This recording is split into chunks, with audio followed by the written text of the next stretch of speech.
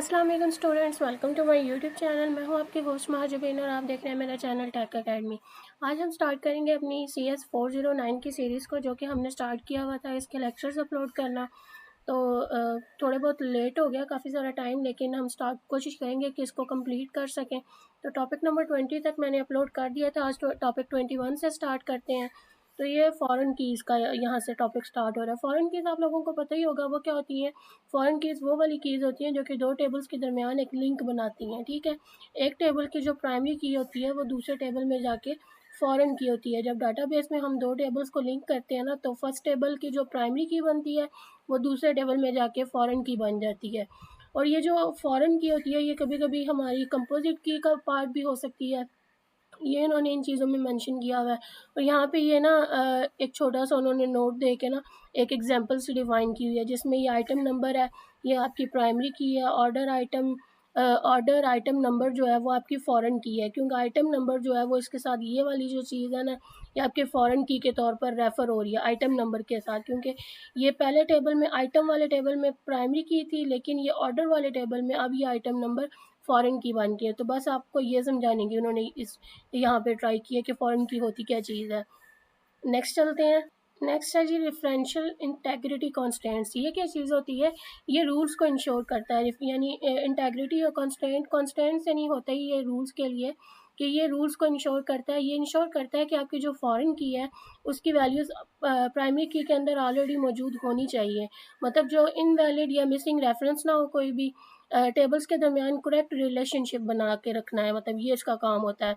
For example वो जो ऊपर हमने एग्जांपल की थी उसमें जो आइटम नंबर था, ऑर्डर आइटम के अंदर आइटम नंबर लिखा गया है कि नहीं, वो इस चीज़ को चेक करेगा डिफरेंशियल इंटेग्रिटी कांस्टेंट। आगे आ गया आपके पास रिकर्सिव रिलेशनशिप। इसको देखते हैं ये क्या चीज़ है। रिकर्सिव रिलेशनशिप आपका तब बनता है जब एक टेबल जो है वो खुद को ही रेफ़र कर रहा होता है, यानी खुद को वही रिकॉल कर रहा होता है। मतलब जो फॉरेन की है और प्राइमरी की दोनों सेम ही टेबल के अंदर होती है। फॉर एग्जांपल ये जो ऊपर इन्होंने एक मोटरसाइकिल के पार्ट्स की एग्जांपल दी है बाइक के, तो ये है तो पार्ट्स का ही हिस्सा नहीं, यानी ये टेबल भी पार्ट्स में आता है, ड्राइवर असेंबली के अंदर और चेसिस वगैरह ये भी पार्ट्स ही हैं। तो पार्ट्स का टेबल पार्ट्स को ही रेफ़र करेगा। तो ये इस वजह से जब सेम चीज़ एक दूसरे को, एक टेबल अपने आप को ही रेफ़र कर रहा होता है। ये देखें यहाँ पे प्राइमरी की एज अ प्राइमरी की यूज़ हुई है, लेकिन दूसरे टाइप जब ये फॉरेन की के तौर पर यूज़ होगी तो ये रेफरेंस पार्ट्स, यानी वही एज जो रिकर्सिव रिलेशनशिप के अंदर पार्ट्स का टेबल ही खुद को एज अ फॉरेन की रिकॉल कर रहा है। तो ये आपका रिकर्सिव रिलेशनशिप के अंदर आ जाता है। ओके, नेक्स्ट चलते हैं इसको। नेक्स्ट टॉपिक नंबर 22 स्टार्ट हो रहा है। इसको देखते हैं ये आपसे क्या कहा है। ओके, फॉरेन की का तो आपने पढ़ लिया, वो क्या चीज़ होती है। ये दो टेबल्स को आपस में लिंक करती है। ये यानी दूसरे टेबल की प्राइमरी की जब एक टेबल की प्राइमरी की दूसरे टेबल में जाके वो फॉरेन की, वो तो हमने ऊपर डिस्कस कर लिया। आगे आ जाते हैं इंटेग्रिटी रूल्स। इंटेग्रिटी को देखते हैं। सबसे फर्स्ट पे कौन सा है? Entity integrity. ये क्या चीज़ होती है? ये होती है कि हर टेबल की जो प्राइमरी की है ये यूनिक होनी चाहिए। जो आपकी प्राइमरी की बनेगी ना, वो ये नहीं, फॉर एग्जांपल नेम को हम प्राइमरी की नहीं बना सकते। रूल्स वगैरह पे हम इंटेग्रिटी को देखते हैं, ठीक है, कि जो आपके कोई भी है वो सेम नेम के साथ ना हो प्राइमरी की उसकी। और दूसरा ये कि जो प्राइमरी की है वो कभी भी नल नहीं हो सकती। और तीसरा ये चीज़ है कि सेम जो है वो प्राइमरी की वैल्यूज़ भी उनकी सेम नहीं होनी चाहिए, नल वैल्यूज़ ना हो और सेम वैल्यूज़ वगैरह ना हो। ये आपकी एंटिटी इंटेग्रिटी के अंदर आ जाती हैं, तो इस चीज़ को देख लीजिएगा। आगे आ जाता है डिफरेंशियल इंटेग्रिटी। ये क्या चीज़ है? ये आपको शो करवाता है कि जो आपकी फॉरेन की वैल्यू को सोर्स टेबल के जो प्राइमरी की या कैंडिडेट की है उसके साथ मैच होना चाहिए, ताकि जो आपकी फॉरेन की जो आपका मेन सोर्स टेबल है वो यानी आपका जिसमें वो की जो है वो आपकी प्राइमरी की थी, वो वैल्यूज़ मैच कर रही हैं जो दूसरे टेबल में आके फॉरेन की बनाई है आपने उसको। तो ये ना वो मैच ही ना करो, इस तरह तो एरर आ जाएगा। तो ये आपने देखना है डिफरेंशियल इंटेग्रिटी के अंदर। दूसरी चीज़ क्या है कि फॉरेन की को भी मतलब फॉरेन प्राइमरी की तो नल हो सकती है, लेकिन प्राइमरी की नल नहीं हो सकती, लेकिन जो फॉरेन की है वो अगर ऑप्शन हो तो आप इसको नल भी छोड़ सकते हैं, इसका एज इट इज़, मतलब ऐसा कोई मसला नहीं होता। सम केसेस में ये नल भी हो सकती है। ओके, अगला चलते हैं। नेक्स्ट क्या है जी, डाटाबेस में अनमैच्ड एफ की वैल्यूज़ नहीं होनी चाहिए। अनमैच आपकी वैल्यूज़ ना हो, यानी जैसे मैंने आपको ऊपर बताया ये ना वो मैच ही ना कर रही हो उसके साथ, तो इसका भी आपने ध्यान रखना है। और आगे फॉरेन कीज़ की उन्होंने कुछ एग्जांपल्स दी हुई हैं। नेक्स्ट डिफरेंशियल विद कास्केड्स देखते हैं ये क्या चीज़ है। ये है कि अगर हम किसी एक टेबल में कुछ चेंजिंग वगैरह करते हैं रिकॉर्ड में, तो उसका जो रेफरेंस टेबल है उसके अंदर भी चेंजिंग हो जाए। तो ये दो टाइप्स के हैं, एक ऑन अपडेट कास्केड है और एक ऑन अपडेट रिस्ट्रिक्ट है। दूसरा ये on update set default value और फोर्थ वाला ये on update set null value. ये अपडेट कास्केड है, इसमें अपडेट होने पर जो फॉरेन की है वो ऑटोमेटिक अपडेट हो जाती है कास्केड जब हम कमांड यूज़ करते हैं। और ये जो दूसरी है ऑन अपडेट डिस्ट्रिक्ट, इससे जब हम अपडेट करते हैं तो अलाउड ये जो रिलेशन जो है ये मतलब रिस्ट्रिक्ट कर देती है, वो अपडेट नहीं होती। और नेक्स्ट है ये there could be other choices, ये दो और भी हैं। अपडेट सेट डिफ़ॉल्ट, इससे जो आपकी एफ की वैल्यू है वो नल हो जाती है अपने आप, यानी डिफ़ॉल्ट वैल्यू सॉरी इसके साथ जो सेट नल वाला है। और जो डिफ़ॉल्ट है इसमें एफ के की जो वैल्यू है वो बाय डिफ़ॉल्ट सेट कर दी जाती है। तो ये बस नॉर्मली आप एक दफ़ा पढ़ लीजिएगा तो आपको आइडिया हो जाएगा इनका। नेक्स्ट इसको छोड़ दें। कंपोजिट कीज़ ये क्या चीज़ होती हैं।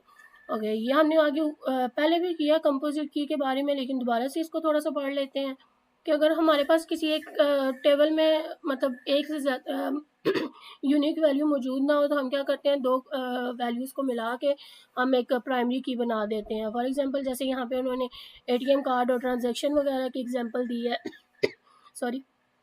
तो यहाँ पे सिंपल कार्ड नंबर के बजाय उन्होंने अगर यहाँ पे हमने कंपोजिट की बनानी है तो उन्होंने कार्ड नंबर और ट्रांजैक्शन नंबर इन दोनों को मिला के कंपोजिट की जनरेट कर दी है। तो ये हमारे पास अब जब दो यूनिक वैल्यूज़ को मिला के हम एक की बनाते हैं तब वो हमारे पास कौन सी की होती है, वो हमारे पास कंपोजिट की होती है। नेक्स्ट कंपोजिट की एग्जांपल्स दी हुई हैं, वही कार्ड और ट्रांजैक्शन वाली। और ये आई थिंक सो एमसीक्यूज़ में या शॉर्ट क्वेश्चन के लिए भी इम्पॉर्टेंट है, ये बच्चों का आया हुआ था, same as it is question था। ये विजिट और ये देखें इधर भी उन्होंने पेशेंट आईडी और विजिट नंबर दोनों को मिला के कंपोजिट कर दिया, हॉस्पिटल की एग्जांपल है, सेम वही चीज़ है। यहाँ पे फिर कंपोजिट की एग्जांपल्स हैं। कोर्स ऑफरिंग, ओके, ये अब स्कूल में जैसे अब एक नाम के ढेर सारे बच्चे हो सकते हैं, तो हो सकता है सेमेस्टर आईडी भी कुछ की सेम हो, तो फिर उनके एक बच्चे के अब एक सेमेस्टर में जाहिर बात है एक बच्चा तो नहीं ना पढ़ सकता, काफ़ी सारे होंगे, तो फिर उनका रोल नंबर, उनकी कोर्स आईडी और सारा कुछ मिला के हम एक कंपोजिट की जनरेट कर देते हैं, तो ये भी उसी की एग्जांपल है। Next composite key examples, meaningful learning, ये भी वही चीज़ है, ये हमें है। बस एज एमसीक्यूज़ के लिए पढ़ लीजिएगा। सेमेंटिक्स क्या होते हैं, creating two tables with relevant data. Okay,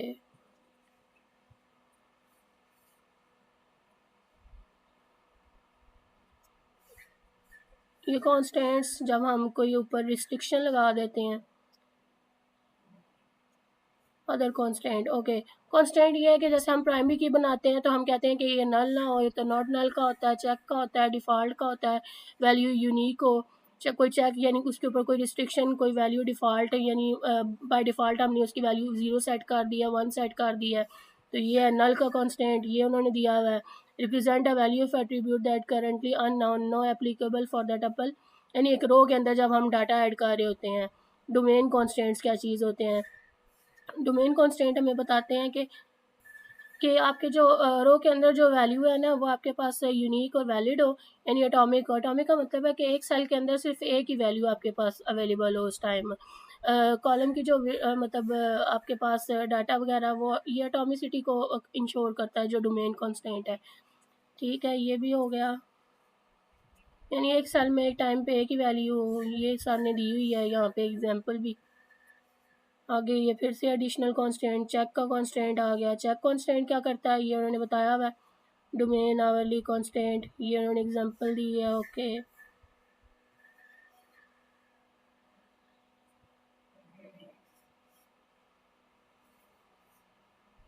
ये देखें उन्होंने बोला use the check class to ensure that hourly wage of domain allow only wages greater than specific value, यानी एक वैल्यू सेट कर दी और सिर्फ इससे ज़्यादा जो है ना ये आपने चेक करते रहे, मतलब उसने एक चेक कॉन्स्टेंट लगा दिया है, जैसे एक बैरियर समझने की बैरियर लगा दिया है कि वैल्यू जो है वो इतने से ज़्यादा होनी चाहिए, इससे कम नहीं होनी चाहिए। अगर वो एंटर करेगा तो एरर आ जाएगा। और वैल्यू यूनिक होनी चाहिए। जिस तरह प्राइमरी की वैल्यू है वो हमें यूनिक ही चाहिए होती है हर हाल में। तो अगर हम उसकी डुप्लीकेट वैल्यू एंटर करेंगे तो वो एरर दे देगा हमें। तो ये भी वही चीज़ है। अच्छा, आगे ये आ गए ट्रिगर्स, यहाँ से स्टार्ट हो रहे हैं कि नीचे से?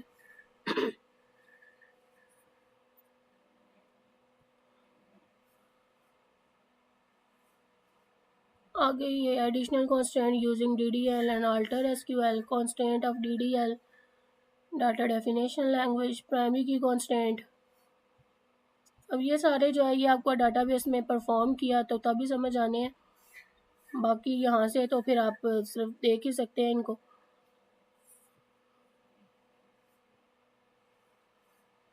अल्टर, ऐड और मॉडिफाई यानी वैल्यूज़ ऐड करना, उनको चेंज करना। अल्टर का कांस्टेंट लगाया मैंने। कास्केड एंड ड्रॉप यानी डिलीट करना।